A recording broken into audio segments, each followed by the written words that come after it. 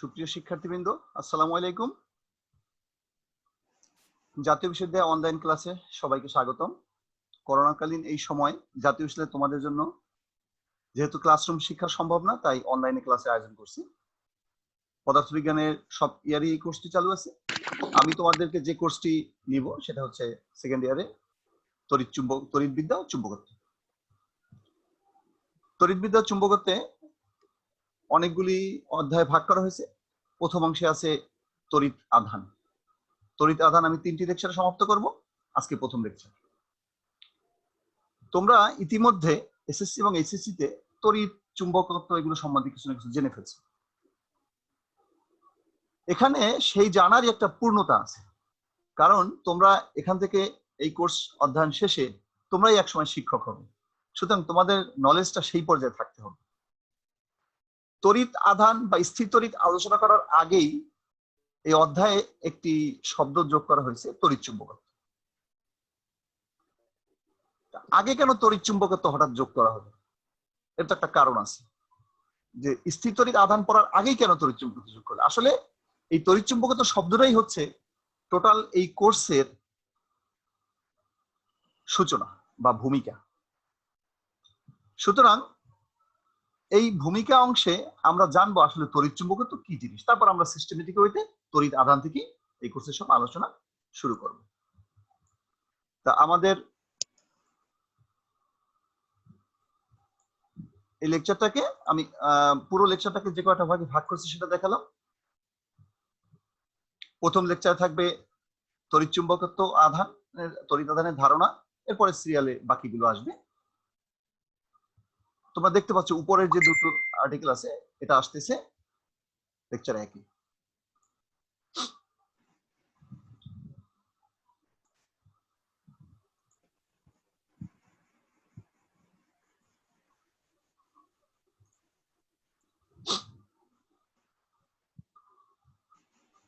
তড়িৎ চুম্বকত্ব অংশে মূলত যেহেতু এটা ভূমিকা বলেছি, এখানে আলোচনা করেছি তড়িৎ এবং চুম্বক মিলে যে তড়িৎ চুম্বকত্ব হলো সেটা আসলে কেন হলো বা কিভাবে হলো।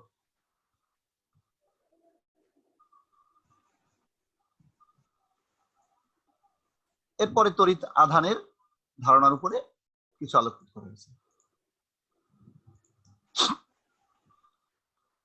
তড়িৎ চুম্বকত্ব মূলত তড়িৎবিদ্যা এবং চুম্বক বিদ্যার মিলনের ফলে হয়েছে। তড়িৎবিদ্যা আলোচনা করা হয়েছে তড়িৎ সম্বন্ধে, চুম্বক বিদ্যা আলোচনা করা হয়েছে চুম্বক সম্বন্ধে। আমরা যাকে এখন তড়িৎ চুম্বকত্ব বলে জানি, এর যাত্রা শুরু হয়েছিল আসলে অনেক আগে। যেমন ধরো বাসা বাড়িতে বিদ্যুৎ প্রবাহ, আমাদের গরম লাগলেই আমরা ফ্যান অন করি, আলোর প্রয়োজনে লাইট অন করি। কিন্তু এই ফ্যান এবং লাইট এটা একদিনে হয়নি, এটা অনেক ঘাত প্রতিঘাত পারে এই পর্যায়ে এসেছে। আমরা খুব ভালো করেই জানি যে ফ্যানের মধ্যে কিছু কয়েল থাকে। কেন থাকে সেটা আমরা এখন দেখব। এখানে যে বিষয়গুলো আলোচনা করা হয়েছে মনে হতে পারে যেগুলো একটু বেশি মনে, আসলে মোটেই বেশি না। এইগুলোই সামনে এই কোর্সের পরবর্তী অংশে দেখবা বিভিন্ন সূত্রগুলো তোমরা পেয়ে গেছো, সেইগুলোর একটা শিরোনাম, একটা সারসংক্ষেপ এই অংশে আলোচনা করা হয়েছে। বিজ্ঞানী থ্যালিস একজন দার্শনিক, গ্রিক দার্শনিক, তিনি 600 খ্রিস্টপূর্বাব্দে প্রথম লক্ষ্য করছে যে অ্যাম্বারকে যখন পশম দিয়ে ঘর্ষণ করা হয় তখন অ্যাম্বার ছোট ছোট কাগজের টুকরোকে আকর্ষণ করতে পারে। তিনি শুধু এই আকর্ষণ করার ঘটনাটাই প্রত্যক্ষ করছে, কিন্তু কেন আকর্ষণ করতে পারে এটা থ্যালিস নিজেও বলতে পারে। আবার খ্রিস্টপূর্বাব্দ 221 থেকে 206 চাইনিজরা এক প্রকার ধাতব পদার্থ ব্যবহার করত যেটা দিয়ে দিক নির্ণয় করা যাইত। তারা তখন উত্তর দক্ষিণ উত্তর নির্ধারণের জন্য ওইটা ব্যবহার করত, কিন্তু এটা যে আসলে কি, কেন এটা হচ্ছে, কেন যে ওই ধাতব পদার্থটা উত্তর দিকে মুখ করে থাকে অন্য কোনো দিকে মুখ করে থাকে না, এটা তারাও জানত। অনেক পরে 1820 সালে বিজ্ঞানী ডেনমার্কের বিজ্ঞানী ওয়েরেস্টেড পরীক্ষার সাহায্যে দেখাইছে যে যখন কোন একটা পরিবাহীর মধ্য দিয়া তড়িৎ প্রবাহ চলাচল করে তখন সেই তড়িৎ প্রবাহের আশেপাশে চৌম্বক ক্ষেত্র তৈরি হয়। এই পর্যন্ত তড়িৎবিদ্যা আর চৌম্বকবিদ্যা আলাদা ছিল। যখন ওয়েরস্টেড দেখলো যে বিদ্যুৎ প্রবাহের ফলে আশেপাশে চৌম্বক ক্ষেত্র উৎপন্ন হয় এবং ওই চৌম্বক ক্ষেত্রে উৎপন্নের প্রমাণস্বরূপ তিনি দেখলেন যে ছোট ছোট চুম্বক শলাকা আকৃষ্ট করে, তখন তিনি নিশ্চিত হলেন যে নিশ্চয়ই তড়িৎ প্রবাহের সাথে চুম্বকত্ব একটা মিল আছে। তখনই তড়িৎ চুম্বকত্ব একটা বিষয়, একক বিষয় হিসেবে আলোচিত হতে লাগে। আমরা এখন এই বিষয়গুলো একটু ধারাবাহিকভাবে সংক্ষেপে দেখার চেষ্টা করব।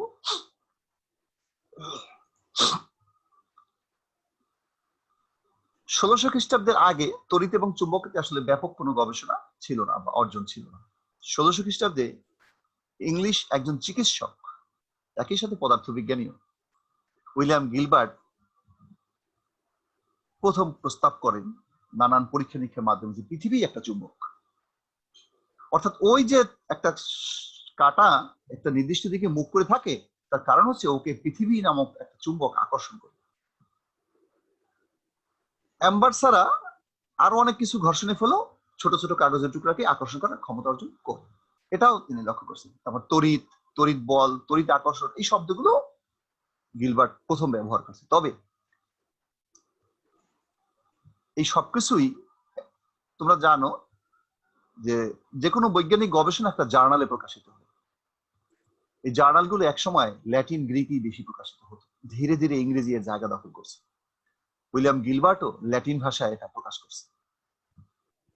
সুতরাং ল্যাটিন ভাষা যারা না বোঝে তাদের জন্য এটা আসলে উদ্ধার করা সম্ভব ছিল না।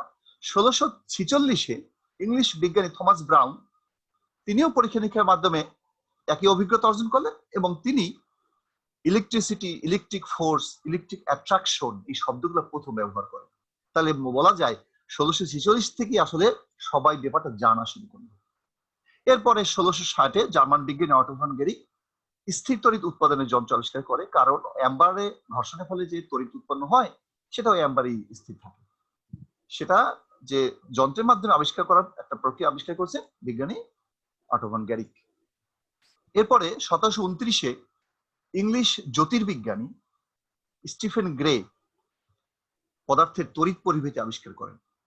অর্থাৎ কিছু পদার্থ তড়িৎ পরিবহনে সক্ষম, কিছু পদার্থ তড়িৎ পরিবহনে সক্ষম না। এই যে দুই প্রকার পদার্থের মধ্যে পার্থক্য, এটা প্রথম লক্ষ্য করেন বিজ্ঞানী স্টিফেন গ্রে। যে যারা পরিবহন করতে পারে না তিনি তাদেরকে নাম দেন অন্তরক, ইংলিশে ইনসুলেটর। 1733-এ সবচেয়ে ইম্পর্টেন্ট একটা ঘটনা, ফরাসি বিজ্ঞানী চার্লস ডুফে প্রথম খেয়াল করেন যে এই যে তড়িৎ উৎপন্ন হয় এটা আসলে দুই রকম। তিনি দুই রকম বলেছিলেন, কিন্তু কোন রকমের কি বৈশিষ্ট্য তা বিশদভাবে বলতে পারেননি।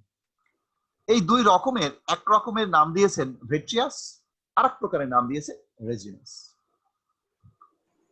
তিনি আরো খেয়াল করছেন এই যে দুই প্রকার উৎপন্ন হয় তাদের যে কোনো এক প্রকারের দুটো বস্তু যদি নেওয়া হয় ওই বস্তু দুটো পরস্পরকে বিকর্ষণ করে, আর বিপরীত দুই প্রকারের তড়িৎায়িত বস্তু যদি নেওয়া হয় তাহলে পরস্পরকে আকর্ষণ করে। এটাও তিনি লক্ষ্য করছেন।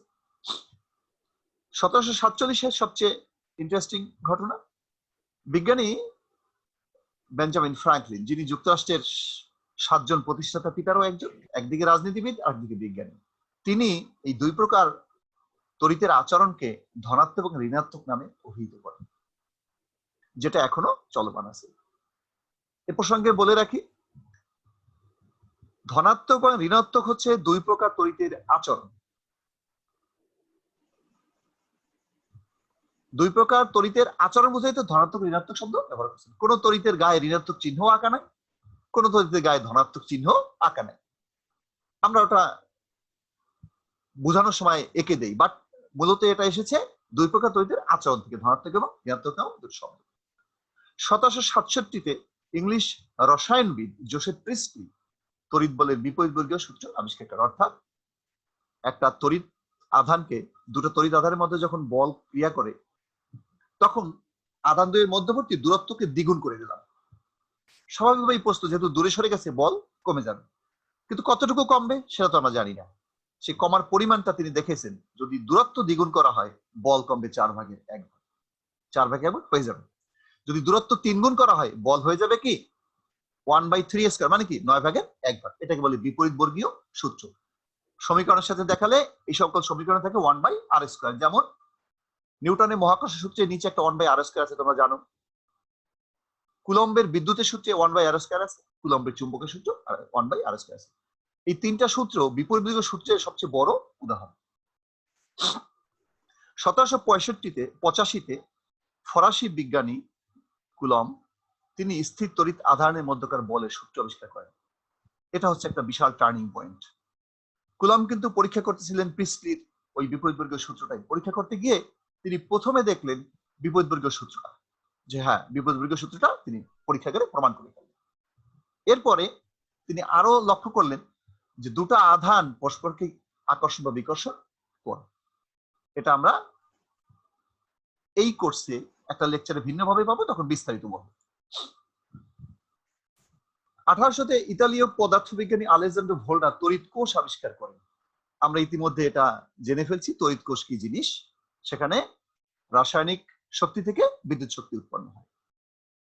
1820-এ ড্যানিশ পদার্থবিজ্ঞানী হ্যান্স ক্রিস্টিয়ান ওয়েস্টে তড়িৎ প্রবাহের চৌম্বকীয় ক্রিয়া আবিষ্কার করেন। অর্থাৎ কোন পরিবাহীর মধ্য দিয়ে যখন তড়িৎ প্রবাহ পরিচালনা করা হয় তার আশেপাশে চৌম্বক ক্ষেত্র উৎপন্ন হয়। এটা বিজ্ঞানী ওয়েস্টে প্রথম আবিষ্কার করেন। 1821-এ ইংলিশ স্বশিক্ষিত পদার্থবিজ্ঞানী মাইকেল ফ্যারাডে তড়িৎ শক্তিকে যান্ত্রিক শক্তিতে রূপান্তরে সংক্রান্ত তড়িৎ চুম্বকীয় ঘূর্ণন নীতি আবিষ্কার করেন। স্বশিক্ষিত বলা হয়েছে এই জন্য যে মাইকেল ফ্যারাডের কোনো পুঁথিগত শিক্ষা ছিল না। মাইকেল ফ্যারাডে ছিল একজন দরিদ্রের সন্তান এবং দরিদ্র, এবং তিনি একটা বইয়ের বাধাই করা দোকানে কর্মচারী ছিল, অর্থাৎ বই সেলাই করতেন। এটা ছিল মাইকেল ফ্যারাডে। সেলাই করতে করতে 7 বছর, তার 14 বছর বয়সে সে দারিদ্র্যের কারণে চাকরি গ্রহণ করে। 20 বছর অর্থাৎ 7 থেকে 6-7 বছর সে ওই দোকানে চাকরি করছে। করার সময় তার নজর গেছে বইয়ের দিকে, কি লেখা আছে। করতে করতে তার এই ইলেকট্রিসিটিটা ভালো লেগে গেছে, তারপর সে বইগুলো পড়া শুরু করছে। এখান থেকে সে বিখ্যাত বিজ্ঞানী হয়ে গেছে। তাই মাইকেল ফ্যারাডের আগে সবসময় স্বশিক্ষিত শব্দটা ব্যবহার করা হয়। আমরা যে বৈদ্যুতিক মোটর বলি, ওই বৈদ্যুতিক মোটরের যে মূল নীতি সেটা মূলত বিজ্ঞানী মাইকেল ফ্যারাডে আবিষ্কার করছে। 1823-এ অ্যাম্পিয়ার দুটি তড়িৎবাহী পরিবাহীর মধ্যে বলের সূত্র আবিষ্কার করছে। অর্থাৎ দুটো পরিবাহী যদি পাশাপাশি রাখা হয়, তাদের মধ্যে যদি তড়িৎ প্রবাহ চালনা করা হয়, তারা উভয় পরস্পরের উপর একটা আকর্ষণ বা বিকর্ষণ বল প্রয়োগ করবে। আকর্ষণ বিকর্ষণ নির্ভর করবে তড়িৎ প্রবাহের দিকের উপরে। সেটা এই কোর্সেরই একটা অংশে ডিটেইলস পাবো আমরা তখন জেনে নেব। অর্থাৎ আমার এই তড়িৎ চুম্বকত্ব অংশে যে বিষয়গুলো আলোচনা করছি সেগুলো সার সংক্ষেপ পুরো কোর্সে সবগুলো ডিটেইলস পাবো, কিন্তু আমি একটু সাম আপ করছি এখানে। 1826-এ এম্পিয়ার আরেকটা জিনিস আবিষ্কার করছে, সেটা হচ্ছে তড়িৎ পরিবাহী পরিবাহকের ফলে সৃষ্ট চৌম্বক ক্ষেত্রের সাথে তড়িৎ পরিবাহীর পরিমাণ, অর্থাৎ তড়িৎ প্রবাহের ফলে যে আশেপাশে চৌম্বক ক্ষেত্র তৈরি হয় এটা প্রমাণ হয়ে গেছে, কিন্তু কি পরিমাণ তড়িৎ প্রবাহের ফলে কি পরিমাণ চৌম্বক ক্ষেত্র উৎপন্ন হয় সেটা আবিষ্কার করছে বিজ্ঞানী এম্পিয়ার 1826-এ। 1826-এ আরো একটি ঘটনা ঘটছে, বিখ্যাত ঘটনা, যেটা এখনো চলমান আছে এবং এই সূত্র এখনো বহাল আছে। সেটা হলো সিম্পলি ওহমের সূত্র। আমরা জানি ভি ইকুয়াল টু আইআর, এটা আমরা সবাই অলরেডি এইচএসসি পর্যায়ে পড়ে ফেলছি। সেটা 1826-এ উৎপন্ন হয়েছে। 1831-এ মাইকেল ফ্যারাডে পরীক্ষার সাহায্যে প্রমাণ করেন যে পরিবর্তনশীল চৌম্বক ক্ষেত্র তড়িৎ প্রবাহ সৃষ্টি করে। এর উপরে ভিত্তি করে ট্রান্সফরমার বা জেনারেটর আবিষ্কার করেছে। তাহলে দেখা যাচ্ছে ফ্যারাডে অনেক ভালো ভালো আবিষ্কারের পিছনে অবদান রেখেছে। তড়িৎ প্রবাহের যখন চৌম্বক ক্ষেত্র যখন পরিবর্তনশীল হয় তখন তড়িৎ উৎপন্ন হয়। এরপরে 1834-এ রাশিয়ান, ওই যে ফ্যারাডে এসে যে তড়িৎ প্রবাহ উৎপন্ন হয় সেই তড়িৎ প্রবাহের দিক কোন দিকে হবে, কেন হবে, এটা ফ্যারাডে নিজে বলতে পারেননি। ওই সমস্যাটা দূর করার জন্য 1834-এ রাশিয়ান বিজ্ঞানী হেনরিক এমিল লেঞ্জ তিনি তড়িৎ প্রবাহের দিক আবিষ্কার করছেন। অর্থাৎ আবেশিক প্রক্রিয়া যে তড়িৎ প্রবাহ উৎপন্ন হয় সেটা কোন দিকে হবে সেটা লেঞ্জ আবিষ্কার করছেন। এটা হলো সংক্ষিপ্ত। 1835-এ জার্মান বিজ্ঞানী ফ্রেডরিক গস তড়িৎ আধানের সাথে তড়িৎ ক্ষেত্রের সম্পর্কে সূত্র আবিষ্কার করেন। অনুরূপ একটি সূত্র চৌম্বক ক্ষেত্র আছে। অর্থাৎ স্থির তড়িৎের ক্ষেত্রে তড়িৎ আধান এবং তার তড়িৎ ক্ষেত্র এর মধ্যে যে সম্পর্ক সেটা বিজ্ঞানী গস আবিষ্কার করেছেন। 1861 থেকে 62 এই 2 বছরে জেমস ক্লার্ক ম্যাক্সওয়েল যা আবিষ্কার করছেন তা পদার্থবিজ্ঞানের জগৎকে আমূল পরিবর্তন করে দিয়েছে। মূলত ওই ম্যাক্সওয়েলের সমীকরণ হচ্ছে তড়িৎ চুম্বকত্বের একেবারে বেজ, যা এখনো বিদ্যমান আছে। এখনো সেগুলো শুদ্ধ হিসেবেই বিদ্যমান আছে। এগুলো নাম হচ্ছে ম্যাক্সওয়েলের সমীকরণ। এই সমীকরণ 4টা আমরা পরে একটু ডিটেইলস দেখবো, এই কোর্সে পাবো, তাই এখানে বলবো না। কিন্তু সেই সমীকরণগুলোর ভিতরে ম্যাক্সওয়েল শুধু অ্যাম্পিয়ারের সমীকরণটাই সংশোধন করছেন, বাকি একটা সমীকরণ তিনি তৈরি করেননি, অন্যান্য বিজ্ঞানী তৈরি করছেন। কিন্তু সেই সমীকরণের প্রয়োগ এবং ব্যবহার তিনি এত চমৎকার ভাবে করছেন যে তড়িৎচুম্বকীয় ঘটনায় এমন কোনো ঘটনা নাই যা ওই 4টা সেট সমীকরণ সব মিলিয়ে হবে 16 থেকে 20টা ব্যাখ্যা করতে পারে না, এমন কোনো ঘটনা নাই, সবকিছুই ব্যাখ্যা করতে পারে। তাই ম্যাক্সওয়েলের নাম তড়িৎচুম্বকের মধ্যে একটু বিশেষভাবে উচ্চারণ করা হয়। 1864 সালে ম্যাক্সওয়েল আরো একটা জিনিস করছেন, তড়িৎচুম্বকীয় তরঙ্গের প্রকৃতি ব্যাখ্যা করছেন, যেটা কি ধরনের একটা তরঙ্গ, এবং তাত্ত্বিকভাবে তড়িৎচুম্বকীয় বেগের মান নির্ণয় করছেন, যেটা ছিল আরেকটা যুগান্তকারী ঘটনা। ম্যাক্সওয়েল কিন্তু এই সবই তাত্ত্বিকভাবে করছেন, কোনো পরীক্ষাগত ফল দিয়ে করেন নাই। কিন্তু 1888-তে জার্মান পদার্থবিজ্ঞানী হার্টস তিনি পরীক্ষামূলকভাবে ম্যাক্সওয়েল যে তড়িৎচুম্বকীয় সূত্র, তড়িৎচুম্বকীয় তরঙ্গ আবিষ্কার করেছেন সেটা প্রমাণ করে দিয়েছেন। তাহলে কি হলো, তড়িৎচুম্বকীয় তরঙ্গ পরীক্ষাগারে উৎপন্ন হয়ে গেল। আমরা পরবর্তীতে দেখব এই তড়িৎচুম্বকীয় তরঙ্গ যে কোনো সিগন্যাল বহন করে নিয়ে যায়। এই ধারণা থেকে রেডিও আবিষ্কার করেন বিজ্ঞানী মার্কনি। এরপরে 1897-তে সবচেয়ে উল্লেখযোগ্য ঘটনাটি ঘটে। সকল ধারণা মাথায় রেখে বিভিন্ন পরীক্ষা নিরীক্ষার মাধ্যমে, মূলত ক্যাথোডের পরীক্ষা ছিল থমসনের, সেই ক্যাথোডের পরীক্ষা করতে গিয়ে তিনি এমন একটি কণার সন্ধান লাভ করেন যা পরমাণুর গঠনের প্রথম ধাপ। অর্থাৎ মানুষ পরমাণুর গঠনের মধ্যে প্রথমে প্রবেশ করতে পারছে থমসনের এই ইলেকট্রন আবিষ্কারের মাধ্যমে। ইংলিশ পদার্থবিজ্ঞানী থমসন ইলেকট্রন আবিষ্কার করে 1897-এ, কিন্তু ইলেকট্রনের চার্জ, ভর এই দ্বিতীয় বিষয় আবিষ্কৃত হয় আরো 10 বছর 12 বছর পরে 1909-এ বিজ্ঞানী মিলিকান করে। সেটা আমার এখানে আলোচ্য বিষয় না, তাই আমি এটা উল্লেখ করি নাই। তা আমরা এখন যে জিনিসগুলো জানলাম, এখানে আসলে কি পেলাম, মূলত স্থির তড়িতের যাত্রা শুরু হয় ঘর্ষণের ফলে, ধীরে ধীরে সেখান থেকে ইলেকট্রন আবিষ্কারের একটা সূত্র পেয়ে গেল। এখন আমরা দেখব আমাদের এই তত্ত্বে এটা কিভাবে, এই কোর্সে এটা কিভাবে আছে। ইলেকট্রন তত্ত্বটা হচ্ছে আমাদের এই কোর্সের একটি শুরুর দিকের গুরুত্বপূর্ণ আর্টিকেল।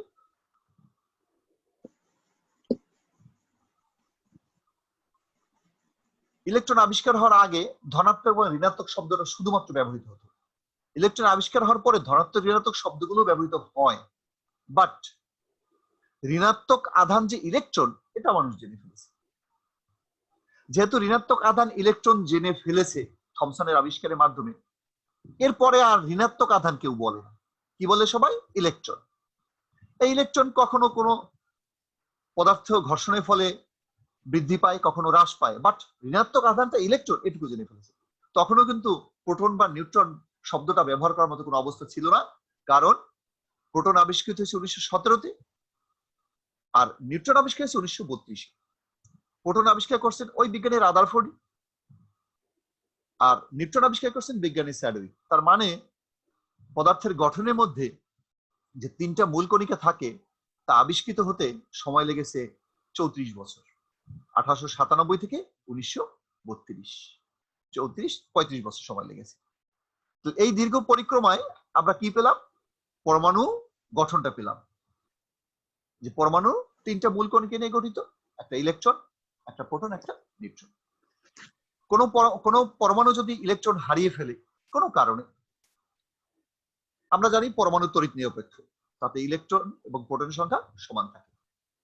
যদি কোনো কারণে কোনো পরমাণু ইলেকট্রন হারিয়ে ফেলে, তাহলে তার ধনাত্মকতা এবং ঋণাত্মকতার মধ্যে একটা ব্যবধান পরিলক্ষিত হয়।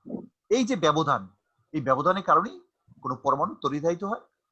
আর একটা বস্তুতে যে পরমাণুগুলো থাকে সেগুলো যখন তড়িদাহিত হয় তখন এই বস্তুটাই তড়িদাহিত হয়ে যায়, সেটা স্থির তড়িৎ প্রক্রিয়া হোক, ঘর্ষণ প্রক্রিয়া হোক, বা অন্য কোনো প্রক্রিয়া হোক। তাহলে যদি ওই কোনো পদার্থ কোনো কারণে যদি ইলেকট্রন বৃদ্ধি পায় কিংবা কোনো পরমাণুর ইলেকট্রন সংখ্যা বৃদ্ধি পায়, তো ওই পরমাণুতে কি ঋণাত্মক আধানের পরিমাণ বাড়ে, কারণ প্রোটন থাকে কেন্দ্রের নিউক্লিয়াসে, ও কখনো স্থান ত্যাগ করে না। প্রোটন এবং নিউট্রন অত্যন্ত শক্তিশালী বল দ্বারা আবদ্ধ থাকে, ওরা কখনোই স্থান ত্যাগ করে না, খুব বিশেষ কোনো কারণ ছাড়া সাধারণত স্থান ত্যাগ করে না। তাহলে ওই প্রোটন আর নিউট্রন ফিক্সড। আমরা জানি পরমাণু তড়িৎ নিরপেক্ষ, তাহলে পরমাণুর ইলেকট্রন আর প্রোটনের সংখ্যা সমান। সুতরাং যেহেতু পরমাণুর ইলেকট্রন আর নিউট্রনের সংখ্যা সমান, অর্থাৎ পরমাণুটা তড়িৎ নিরপেক্ষ। এই অবস্থায় ইলেকট্রন কমলে পরমাণুটা হবে ধনাত্মক আধানগ্রস্ত, আর ইলেকট্রন বাড়লে হবে ঋণাত্মক আধানগ্রস্ত।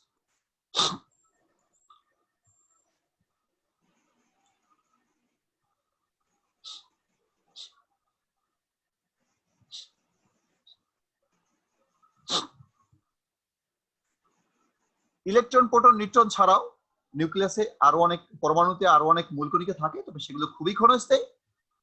চিরায়ত তড়িৎচুম্বকত্বের আলোচনায় সেগুলো কোনো ভূমিকা রাখবে না।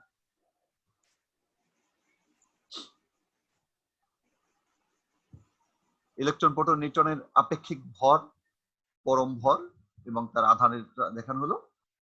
একটা কুলম্বে 6.242 × 10⁻18 সংখ্যক ইলেকট্রন থাকে, অর্থাৎ ইলেকট্রনের চার্জের মান খুবই নগণ্য, 10⁻−19 কুলম্ব আকারে।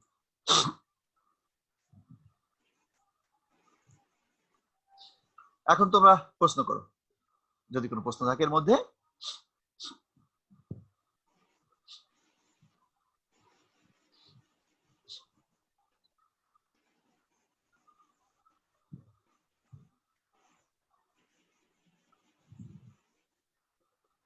কোনো প্রশ্ন আছে? এখন প্রশ্ন করো, প্রশ্ন থাকলে।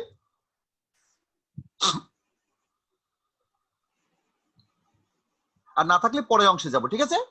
পরের অংশে যাই তাহলে।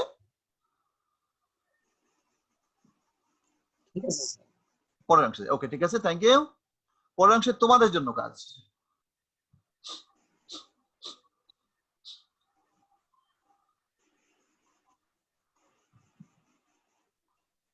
কোন বস্তুতে চার্জের পরিমাণ 5.3 × 10⁻19 কুলম্ব, এটা কি সম্ভব? কি সম্ভব না?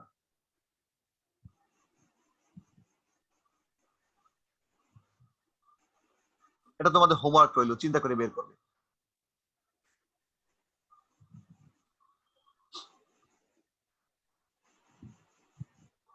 বাসাবাড়িতে তড়িৎ পরিবাহকে কোন পদার্থ ব্যবহৃত হয়, কেন?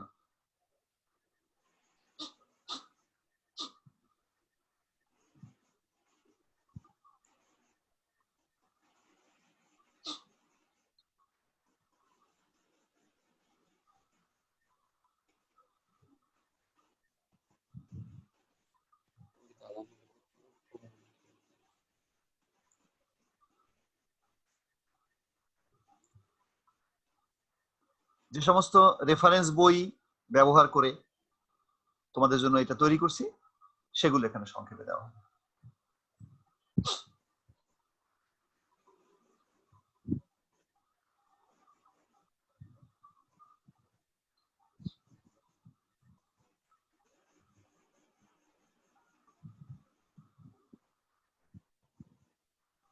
আশা করি তোমাদের এটা কাজে লাগবে, বারবার এটা দেখবে। জাতীয় বিশ্লেষণ ওয়েবসাইটে এটা অ্যাভেলেবল পাওয়া যাবে, সেখান থেকে তোমরা বারবার এটা দেখবে।